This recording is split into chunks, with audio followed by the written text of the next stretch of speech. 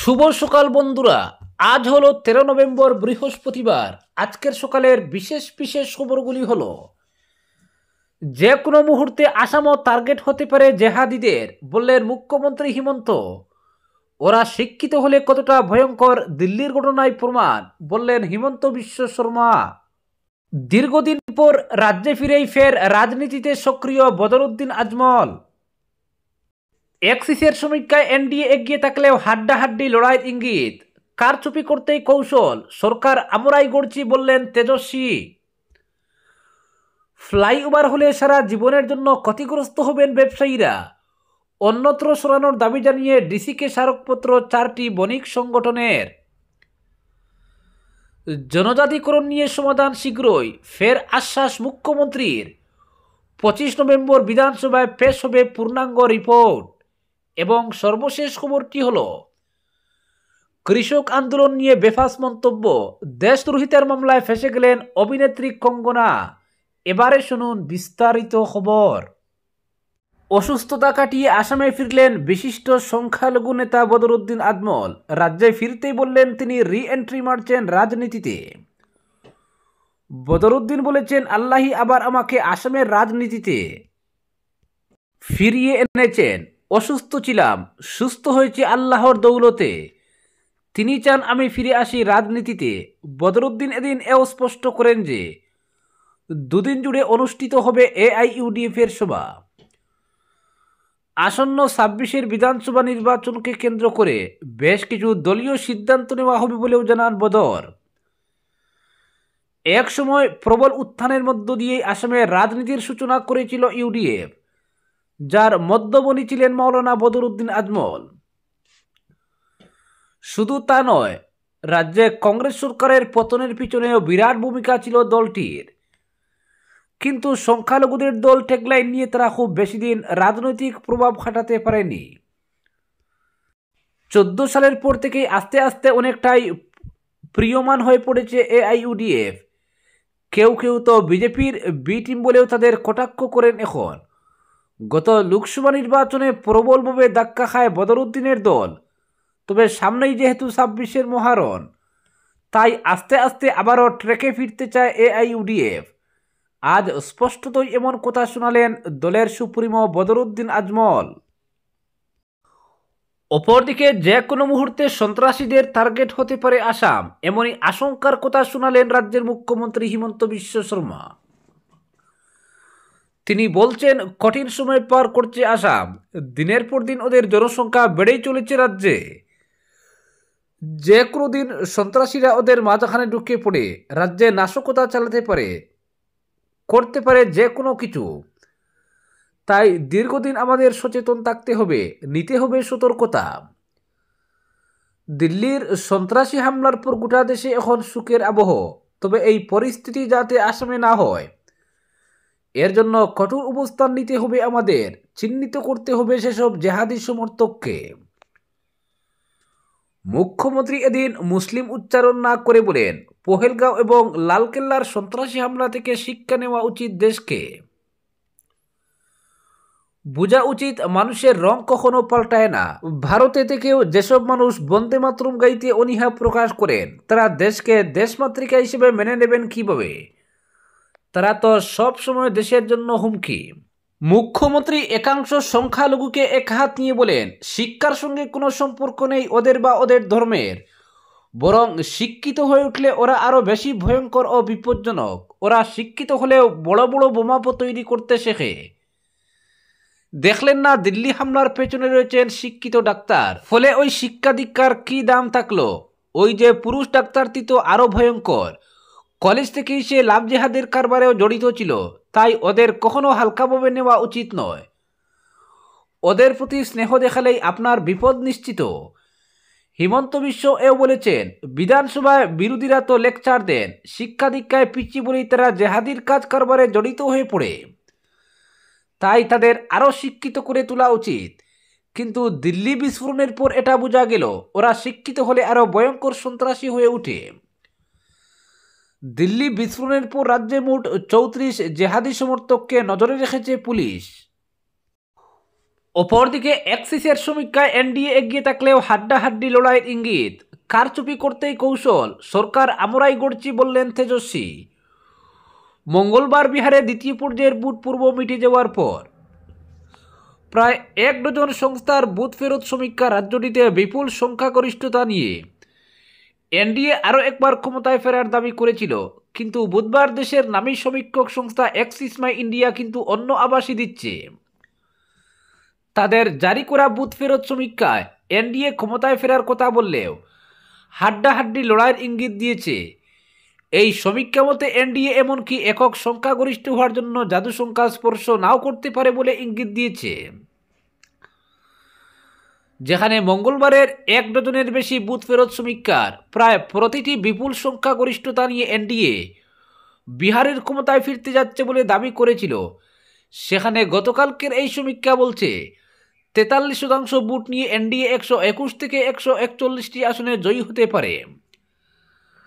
243 আসনের বিহার বিধানসভায় সরকার গড়তে হলে চাই 122টি আসন। অন্যদিকে 41% বুথ নিয়ে মহাগঠবন্ধন 98 থেকে 118টি আসন পেতে পারে বলেও এই সমীক্ষা দাবি করছে। প্রতিটি সমীক্ষাতেই বলা হয়ে থাকে সমীক্ষা আর আসল ফলে 4 থেকে 5% প্লাস মাইনাস সুইং হতে পারে। অর্থাৎ এই সমীক্ষা যদি তেমন সুইং মহাগঠবন্ধনের পক্ষে যায় তবে যে কোনো ফলই হতে পারে বলে মনে করছেন বুথ বিশ্লেষকরা। অপরদিকে ফ্লাইওভার হলে সারা জীবনের জন্য ক্ষতিগ্রস্ত হবেন ব্যবসায়ীরা, অন্যত্র সরানোর দাবি জানিয়ে ডিসিকে স্মারকপত্র 4টি বণিক সংগঠনের।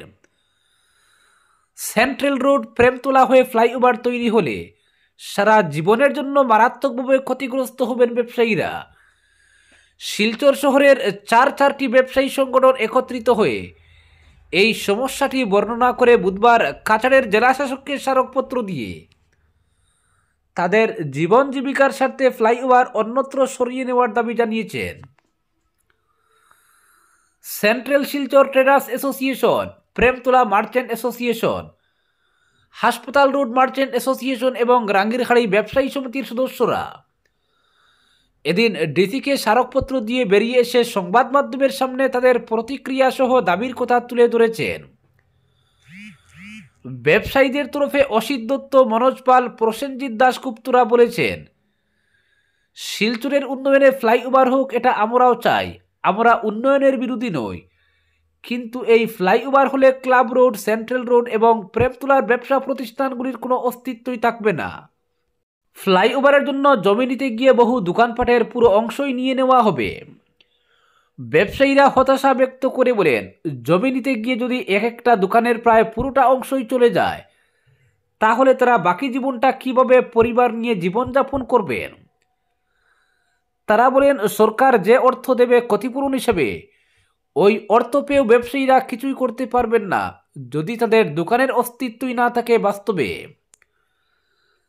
ফলে গুরুতর এই সমস্যার সমাধানে সরকার সিদ্ধান্ত পুনর্বিবেচনা করুক, ফ্লাইওভার অন্যত্র সরিয়ে নেওয়া যায় কিনা বা প্রেমতোলার পর থেকে শুরু করা যায় কিনা সেই বিষয়গুলিও খতিয়ে দেখুক। উদাহরণ দিয়ে ব্যবসায়ীরা বলেছেন, ফ্লাইওভারের জন্য জমি অধিগ্রহণ করতে গিয়ে সেন্ট্রাল রোডে একটি দোকানের যদি 10 থেকে 12 ফুটি দিয়ে দেওয়া হয়ে থাকে তাহলে দোকান অন্য জায়গায় গিয়ে খুলতে হবে, সেটা ব্যবসায়ীরা কোনোভাবেই পারবেন না। অসিত দত্ত বলেন, এই বাজার এলাকাকে বাদ দিয়ে ফ্লাইওভার বানাতে হবে, তাহলেই উপকার হবে শিলচরের। তিনি বুঝিয়ে দেন, ফ্লাইওভার হয়ে গেলে সেন্ট্রাল রোড, প্রেমতোলা ইত্যাদি জায়গা পুরোপুরি অন্ধকার হয়ে যাবে, ফলে এখানে আর ক্রেতারা আসবেন না। শুধু তাই নয়, যে যানজটের সমস্যার সমাধানের কথা ভেবে বানানো হচ্ছে ফ্লাইওভার, সেই আসল উদ্দেশ্যই সফল হবে না সরকারের।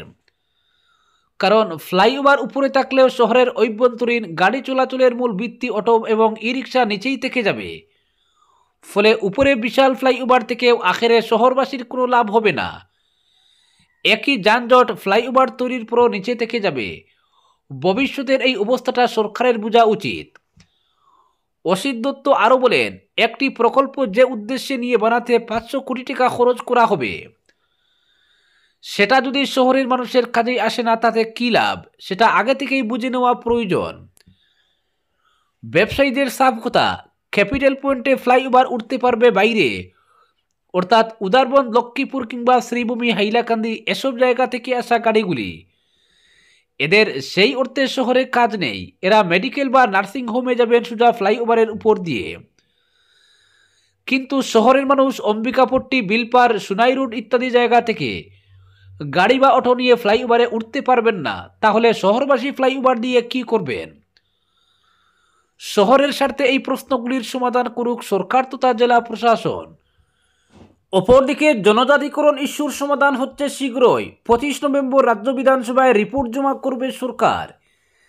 এতে জনজাতিকরণ ইস্যুতে নানা সমস্যার কথা যেমন উঠে আসবে এর সমাধানও। রাজ্যের ৬টি জনগোষ্ঠীর দীর্ঘদিনের এই দাবিকে সম্মান জানাতে দায়বদ্ধ রাজ্য সরকার। কথাগুলি বলেছেন মুখ্যমন্ত্রী হিমন্ত বিশ্ব শর্মা। দীর্ঘদিন ধরে জনজাতিকরণের দাবি জানিয়ে আসছে রাজ্যের ৬ জনগোষ্ঠী।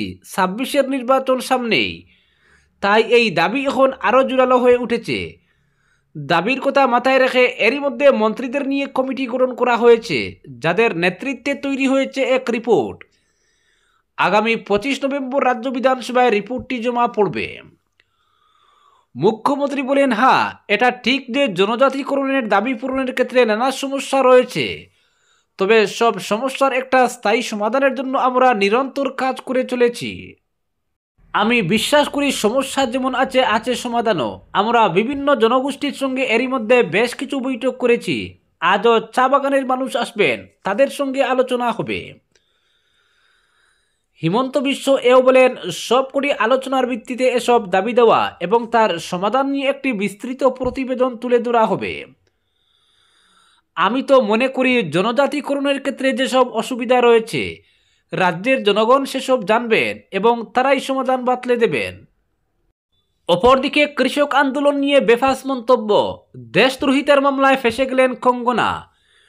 কৃষক আন্দোলন নিয়ে বিতর্কিত মন্তব্যের জন্য এবার সমস্যা বাড়ছে বলিউড কুইন তথা বিজেপি সাংসদ কঙ্গনা রানাউতের। তার বিরুদ্ধে চলবে রাষ্ট্রদ্রোহিতার মামলা। বুধবার এ প্রসঙ্গে দায়ের রিভিশন পিটিশন গ্রহণ করে নিয়েছে আগ্রার আদালত। বুধবার উত্তরপ্রদেশের আগ্রা জেলা আদালত জানায়, কঙ্গনার বিরুদ্ধে দায়ের হওয়া মামলার রায় পুনর্বিবেচনা করার আর্জি গ্রহণ করা হয়েছে। এবার বিশেষ সাংসদ বিধায়ক আদালতে এই মামলার শুনানি চলবে। কঙ্গনার বিরুদ্ধে কৃষকদের অপমান করার পাশাপাশি মহাত্মা গান্ধী সম্পর্কেও বিতর্কিত মন্তব্য করার অভিযোগে মামলা দায়ের হয়েছিল। 2024 সালের 11 সেপ্টেম্বর কঙ্গনার বিরুদ্ধে মামলা দায়ের করেন আইনজীবী রামশঙ্কর শর্মা। সেই মামলাতে এবার বিপাকে পড়ে গেলেন বলিউড অভিনেত্রী তথা হিমাচল প্রদেশের বিজেপি সাংসদ। কঙ্গনার বিরুদ্ধে দায়ের করা মামলায় বলা হয়েছে, তিনি 2024 সালের 26 আগস্ট এক সাক্ষাৎকারে যে মন্তব্য করেন তাতে কৃষক সমাজ ও সমগ্র দেশবাসীর ভাবাবেগে আঘাত লেগেছে। প্রসঙ্গত এক সাক্ষাৎকারে 2020 সালের কৃষক আন্দোলনকে কটাক্ষ করতে গিয়ে কঙ্গনা বলেছিলেন যে কৃষক আন্দোলনে একাধিক ধর্ষণ ও খুনের ঘটনা ঘটেছে। সে সময় পরিস্থিতি বিচার করে কেন্দ্র সরকার বিতর্কিত কৃষি বিলগুলো প্রত্যাহার না করলে বাংলাদেশের মতো অরাজক পরিস্থিতি সৃষ্টির চক্রান্ত ছিল। তার এই বিতর্কিত মন্তব্যের প্রতিবাদেই তার বিরুদ্ধে দেশদ্রোহিতার মামলা দায়েরের দাবিতে আবেদন জানানো হয়েছিল। নিম্ন আদালত প্রথমে এই আর্জি খারিজ করে দিলেও এবার জেলা আদালত মামলা গ্রহণের সায় দেওয়ায় বিপাকে পড়লেন কঙ্গনা। বিচারপতি লোকেশ কুমার দুপক্ষের সওয়াল জবাব শোনার পর জানান, এখন রায় স্থগিত রাখা হচ্ছে। 29 নভেম্বর এই মামলার পরবর্তী শুনানি। সেদিন কঙ্গনাকে আদালতে হাজিরা দিতে হবে। আজকের বিশেষ সংবাদ এখানেই সমাপ্ত।